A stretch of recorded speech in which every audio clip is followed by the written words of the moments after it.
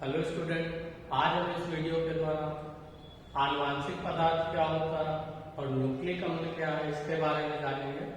तो आनुवांशिक पदार्थ क्या है, देखते हैं। वे पदार्थ जो आनुवांशिक लक्षणों को एक पीढ़ी से दूसरी पीढ़ी में स्थानांतरित करते हैं तो उन्हें हम क्या कहते हैं, आनुवांशिक पदार्थ कहते हैं।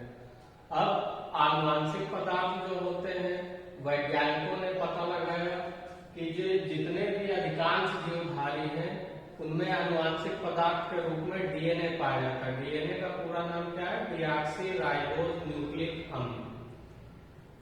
अब क्योंकि कोशिकाएं दो प्रकार की होती हैं, कुछ होती हैं प्रोकैरियोटिक कोशिकाएं, कुछ होती हैं यूकैरियोटिक कोशिकाएं।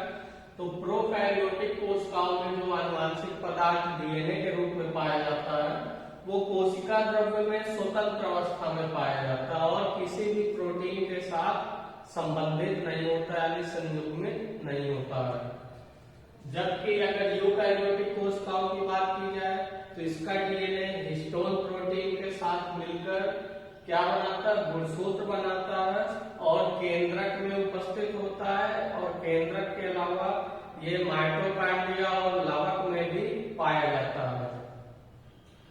अब अगर डीएनए की अक्षर की बात की जाए तो जो प्रोकैरियोटिक कोशिकाएं हैं उनमें डीएनए जो होता है वो वृत्ताकार होता है और जबकि यूकैरियोटिक कोशिकाओं में डीएनए रेखीय होता है। अब बात करते हैं न्यूक्लिक अम्ल की। तो न्यूक्लिक अम्ल क्या है कि ये किसी कोशिका के केंद्रक में पाए जाने वाले अम्लीय पदार्थ हैं जो कोशिका के जैविक कार्यों का नियमन करते हैं, यानी जिसके द्वारा कोशिका की सभी जैविक क्रियाएं कंप्लीट होती हैं। तो न्यूक्लिक अम्ल मुख्य रूप से दो तरह के होते हैं, दो प्रकार के होते हैं। पहला है डीएनए, दूसरा है RNA. DNA deoxy ribose nucleic अम्ल, आरएनए राइबोज न्यूक्लिक अम्ल। अब अगर न्यूक्लिक अम्ल बनता कैसे इसकी बात की जाए तो न्यूक्लिक अम्ल मुख्यतया 3 प्रकार के अणुओं से मिलकर बना होता है। कौन कौन सा? पहला शर्करा, दूसरा है फास्फोरिक अम्ल और तीसरा है नाइट्रोजनी क्षारक। अब बात की जाए अगर शर्करा की तो ये 2 प्रकार की पाई जाती है। एक होती है डीऑक्सी राइबोज शर्करा, एक होती है राइबोज शर्करा। डीऑक्सी राइबोज शर्करा डीएनए में पाई जाती है और राइबोज शर्करा आरएनए में पाई जाती है।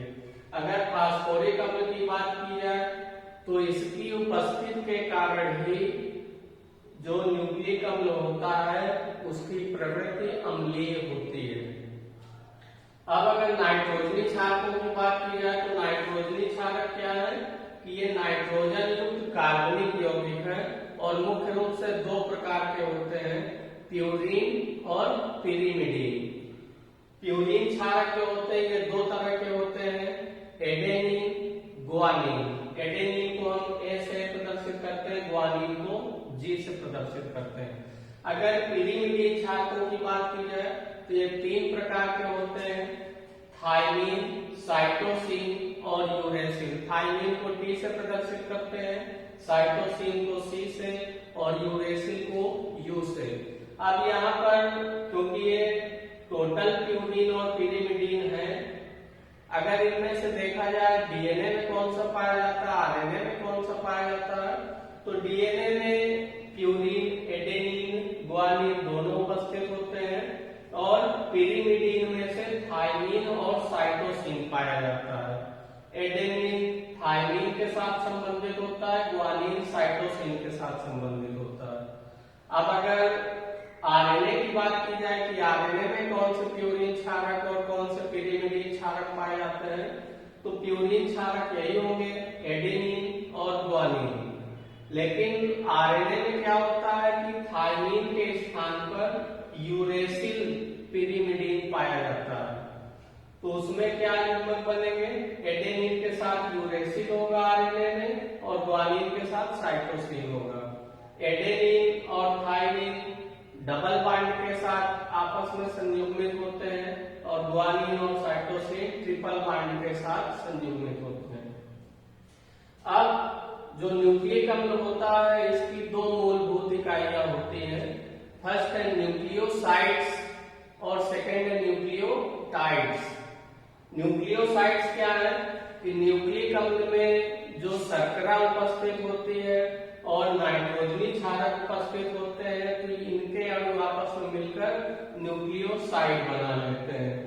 न्यूक्लियोटाइड्स क्या है कि शर्करा और नाइट्रोजनी क्षारकों के जो अणु मिलकर न्यूक्लियोसाइड बनाते हैं, तो वो न्यूक्लियोसाइड फास्फोरिक अम्ल से फास्फोडाइएस्टर बंधों के द्वारा जुड़कर न्यूक्लियोटाइड्स बना लेते हैं। अगर बात की जाए तो न्यूक्लियोटाइड्स क्या है, न्यूक्लिक अम्ल यानी डीएनए और आरएनए की एकलक है यानी इकाइयां। अब न्यूक्लिक अम्ल की खोज किसने की थी, तो फ्रेडरिक मिशर ने की थी। और कैसे की, पशु कोशिकाओं और मछलियों के शुक्राणु में इन्होंने प्रयोगों के द्वारा उनसे न्यूक्लिक अम्लों को पृथक किया और न्यूक्लिक अम्ल के बारे में जानकारी दी। आप लोग इसका स्क्रीनशॉट ले सकते हैं।